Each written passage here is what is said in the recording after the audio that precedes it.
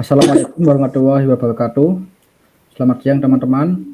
Kami dari kelompok 3 akan mempresentasikan tentang materi kekeliruan perencanaan dan pemanfaatan sistem informasi sumber daya manusia.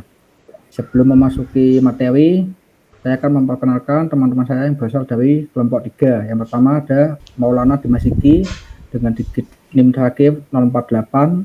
Yang kedua ada Mbak Nabila Winda Kurnia dengan digit terakhir 156. Saya sendiri Ilham Dwi Prabowo dengan nomor digit terakhir 068. Ada Mbak Diana Putri Kurniawati dengan nomor NIM digit terakhir 073 dan Zian Yatusi Sajab dengan nomor NIM digit terakhir 074. Next.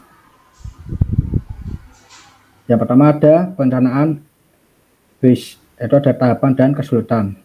Nah, WIS atau Human Resource Information System adalah sebuah sistem komputer yang digunakan untuk mengumpulkan, menyimpan, memanipulasi, menganalisis, mengambil, dan mendistribusikan informasi terkait dengan sumber daya manusia di suatu organisasi. Sistem ini memungkinkan pengumpulan dan pemeliharaan data karyawan serta pekerjaan mereka secara elektronik. Nah, salah satu tujuan utama dari WIS itu adalah untuk menyederhanakan dan meningkatkan efisiensi proses manajemen sumber daya manusia dalam suatu organisasi. Dengan menggunakan sistem ini, data karyawan dapat dengan mudah diakses dan dikelola secara elektronik, menggantikan penggunaan manual atau dokumen fisik, yang mana itu rentan sekali terhadap kesalahan atau kehilangan.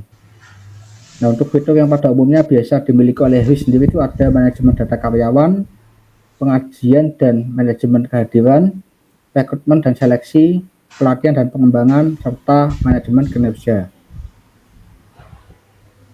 Dengan begitu, WIS itu bisa membantu perencanaan strategis jika disesuaikan dengan strategi yang tepat oleh perusahaan dan memberikan manfaat, meningkatkan layanan, efisiensi, dan penghematan biaya.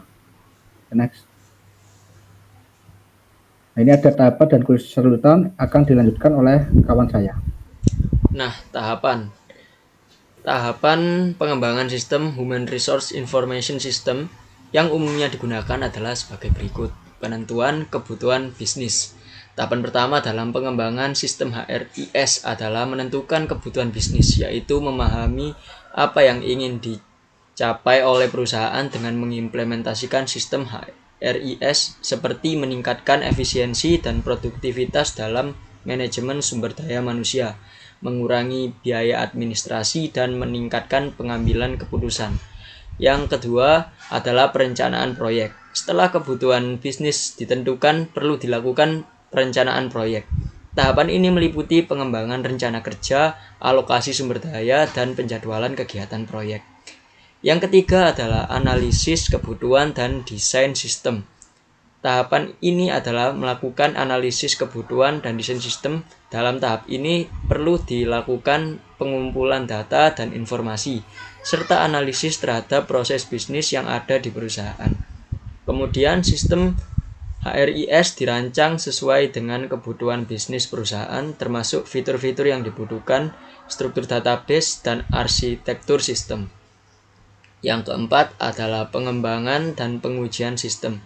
Setelah desain sistem HRIS selesai, perlu dilakukan pengembangan dan pengujian sistem. Tahapan ini meliputi pemrograman sistem HRIS, pengujian unit, integrasi, dan sistem secara keseluruhan, serta pengujian performa dan keamanan. Yang kelima, implementasi dan pelatihan. Setelah pengembangan dan pengujian selesai, sistem HRIS siap diimplementasikan. Tahap ini meliputi instalasi sistem, migrasi data, dan pelatihan pengguna agar sistem dapat digunakan secara efektif. Dan yang terakhir adalah evaluasi dan pemeliharaan sistem. Evaluasi dan pemeliharaan sistem setelah sistem HRIS diimplementasikan, perlu dilakukan evaluasi terhadap kinerja dan efektivitas sistem, serta melakukan pemeliharaan sistem secara rutin untuk menjaga kinerja sistem dan mencegah masalah yang mungkin timbul. Evaluasi dan pemeliharaan sistem ini dilakukan secara berkala untuk memastikan bahwa sistem HRIS dapat terus berjalan dengan baik sesuai dengan kebutuhan perusahaan. Setiap tahap memiliki peran yang penting dalam mengembangkan sistem HRIS yang efektif dan efisien, dan ketidakpatuhan terhadap salah satu tahapan dapat mempengaruhi kualitas dan kesuksesan implementasi sistem. Oleh karena itu, penting untuk melaksanakan setiap tahapan secara hati-hati dan dengan cermat untuk memastikan keberhasilan penggunaan sistem HRIS di masa depan. Nah, kita beralih ke kesulitan dari pengembangan sistem Human Resource Information System. Yang pertama, perencanaan adalah kegiatan yang paling menantang dalam setiap proyek. Perencanaan melibatkan pemikiran melalui semua kemungkinan dan probabilitas masa depan proyek, mengumpulkan informasi, menyelesaikan masalah, dan membuat keputusan. Sulit untuk meramalkan semua kegiatan yang diperlukan untuk menyelesaikan suatu proyek dan parameter biaya dan durasinya. Lalu, perencanaan melibatkan memikirkan melalui semua kemungkinan dan probabilitas masa depan proyek. Sulit untuk meramalkan semua kegiatan yang diperlukan untuk menyelesaikan suatu proyek dan parameter biaya dan durasinya. Pengetahuan tentang situasi yang kompleks tidak pernah lengkap. Pengembangan sistem HRIS melibatkan pemahaman yang mendalam tentang proses bisnis dan kebutuhan pengguna. Namun pengetahuan tentang situasi yang kompleks tidak pernah lengkap, sehingga pengembang perlu terus mempelajari dan mengikuti perkembangan terbaru dalam industri atau perusahaan. Lalu ada sulitnya akses informasi relevan. Informasi relevan yang diperlukan untuk membuat rencana dan prediksi kadang sulit diakses atau mahal untuk diperoleh. Hal ini dapat menyebabkan pengembangan sistem HRIS menjadi lebih rumit dan mahal. Perubahan kebutuhan pengguna. Selama pengembangan sistem HRIS, kebutuhan pengguna dapat berubah secara tiba-tiba dan dapat mempengaruhi perencanaan pengembangan dan waktu penyelesaiannya. Oleh karena itu, pengembangan perlu mampu mengatasi perubahan kebutuhan pengguna dan menyelesaikan rencana pengembangan sesuai dengan perubahan tersebut. Next. Penyebab kesalahan perencanaan. Adanya bias ketersediaan. Kebanyakan orang cenderung optimis dan terlalu percaya diri karena orang mengalami kesulitan dalam membayangkan semua peristiwa yang terjadi. Cenderung mengendalikan data dan skenario itu datang dengan mudah ke tangan dan pikiran. Adanya bias penahanan. Saat membuat perkiraan atau tebakan terbaik, seseorang cenderung terlalu yakin dan terfokus pada pemikirannya, sehingga sulit bagi mereka untuk membayangkan atau mempertimbangkan kemungkinan-kemungkinan lain atau kondisi yang sangat berbeda. Adanya bias konfirmasi.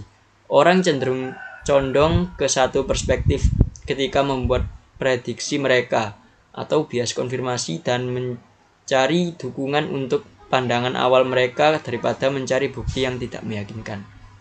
Adanya hindsight bias.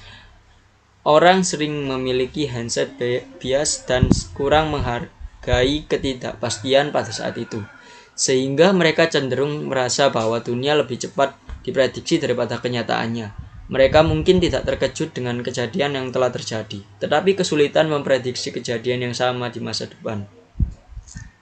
Next. Selanjutnya, saya akan membahas tentang penyebab kesalahan perencanaan. Yang pertama, disebabkan bias lainnya dalam memulai dan merencanakan kegiatan seperti dalam konteks manajemen proyek, membuat perbandingan yang tidak tepat, salah menafsirkan data, salah menerapkan resiko, penahan, preferensi intuisi, rasionalitas terbatas, keyakinan yang sempit, lalu kegagalan untuk mempertimbangkan alternatif dan menggunakan preferensi pribadi di antara bias yang sering dikaitkan dengan memulai dan merencanakan kegiatan. Lalu apa sih maksud dari poin ini? Maksud dari poin ini adalah dalam konteks manajemen proyek ada beberapa bias yang sering terjadi saat memulai dan merencanakan kegiatan. Berikut ini adalah penjelasan singkat mengenai beberapa bias yang sering dikaitkan dengan tahap ini. Yang pertama ada membuat perbandingan yang tidak tepat. Bias ini terjadi ketika seseorang membuat perbandingan antara opsi atau alternatif tanpa mempertimbangkan faktor yang relevan atau menggunakan kriteria yang tidak sesuai. Lalu yang kedua ada salah menafsirkan data, yaitu bias ini terjadi ketika seseorang memberikan interpretasi yang salah terhadap data yang ada, sehingga mengarah pada kesalahan dalam pengambilan keputusan. Yang ketiga ada salah menerapkan resiko. Bias ini terjadi ketika resiko dalam proyek tidak dapat diperhitungkan dengan benar dan tidak bisa dikelola secara efektif. Hal ini dapat mengakibatkan kegagalan dan mengantisipasi atau mengatasi masalah yang mungkin muncul. Lalu ada penahan, preferensi, intuisi, dan rasionalitas terbatas yang muncul ketika individu cenderung mempertahankan pendapat atau preferensi mereka, bahkan jika bukti atau informasi baru menunjukkan adanya kesalahan atau perubahan yang diperlukan. Hal ini dapat menghambat kemampuan untuk beradaptasi dan membuat keputusan yang lebih rasional.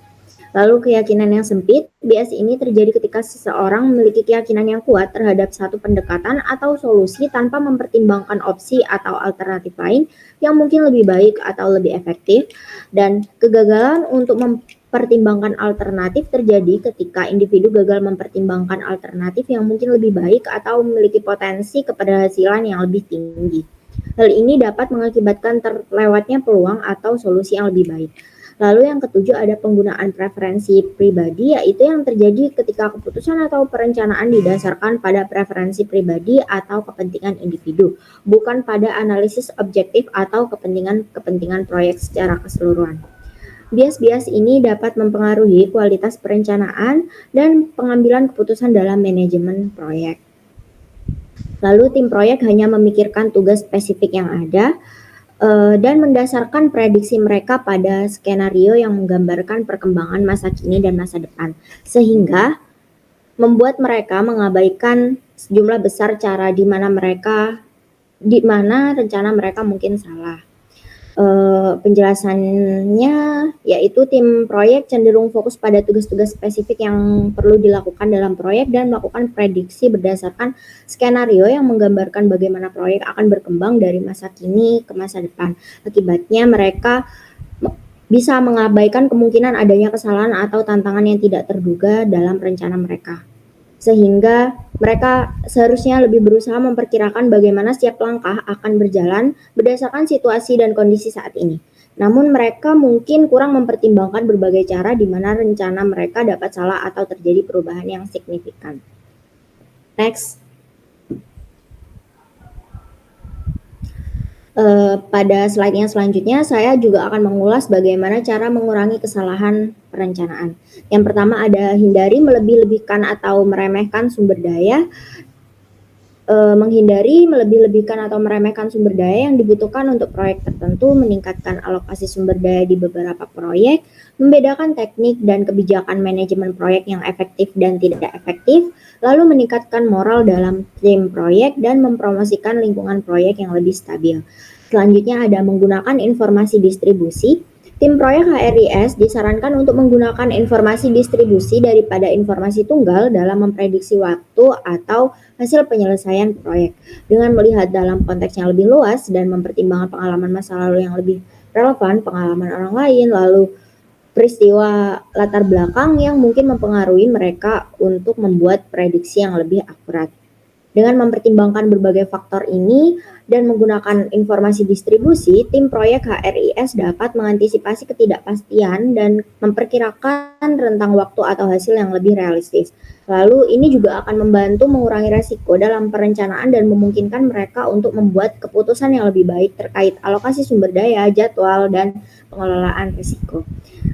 Lalu apa sih informasi distribusi? Informasi distribusi mengacu pada data yang mencakup berbagai kemungkinan atau variasi yang dapat terjadi dalam proyek. Sebaliknya, informasi tunggal hanya merujuk pada satu nilai atau estimasi tunggal yang mungkin tidak mencerminkan keragaman atau ketidakpastian yang melekat dalam proyek. Selanjutnya akan dijelaskan oleh teman saya.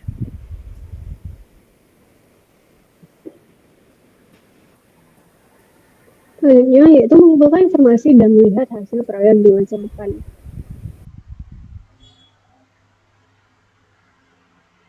Mengumpulkan informasi dari berbagai sumber dan melihat hasil proyek masa depan dalam konteks yang lebih luas akan meningkatkan peluang untuk membuat prediksi hasil yang lebih akurat. Untuk membuat prediksi hasil proyek yang akurat, maka tim proyek membandingkan peluang mereka untuk mencapai hasil yang diprediksi dengan orang lain, menggunakan pengalaman proyek masa lalu sebagai dasar untuk visualisasi bagaimana hasil akan terjadi atau memperhitungkan perkembangan probabilitas hasil proyek untuk populasi umum. Alasannya karena menurut banyak peneliti terjadi banyak kesalahan dalam mengolah informasi. Yang kedua yaitu memahami dan melihat tujuan proyek. Untuk mengurangi masalah mengenai kinerja proyek, misalnya, semua individu yang terlibat dalam proyek harus memahami proyek dan melihat tujuan dalam proyek. Menurut Kruger, dapat dilakukan tanpa perlu mengacu pada pengalaman masa lalu mereka.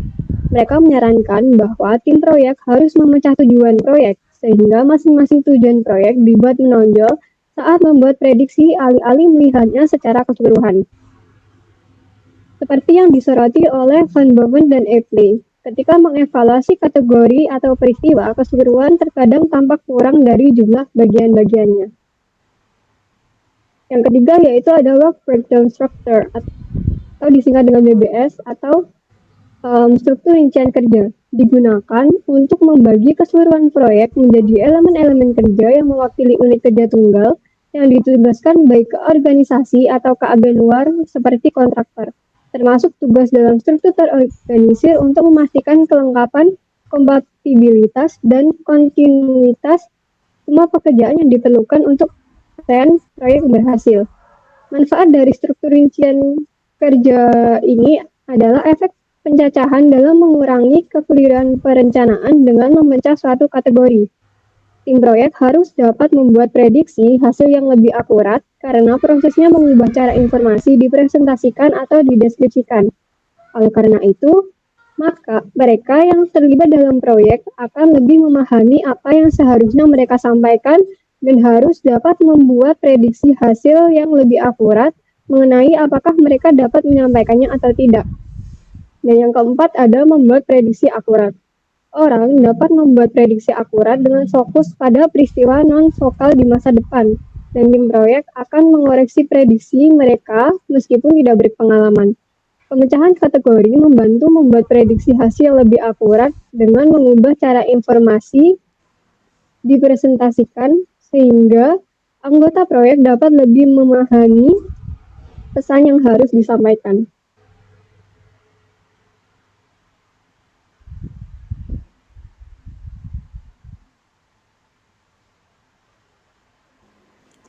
Kesimpulannya yaitu HRIS atau Human Resource Information System memiliki potensi untuk menghasilkan sejumlah konsekuensi fungsional jika dirancang dengan baik. Bagaimanapun akan tergantung pada bagaimana proyek Human Resource Information System direncanakan, karena salah satu alasan kegagalan proyek adalah karena perencanaan proyek yang buruk. Oleh karena itu, jika lebih ditekankan pada bagaimana orang melakukan peramalan dan membuat keputusan selama perencanaan proyek, mungkin Human Resource Information System yang disampaikan akan mampu dimanfaatkan untuk tujuan yang lebih strategis dan membantu meningkatkan efisiensi organisasi. Sekian penjelasan dari kelompok kami mengenai kekeliruan perencanaan dan pemanfaatan sistem informasi sumber daya manusia. Kurang lebihnya mohon maaf. Wassalamualaikum warahmatullahi wabarakatuh.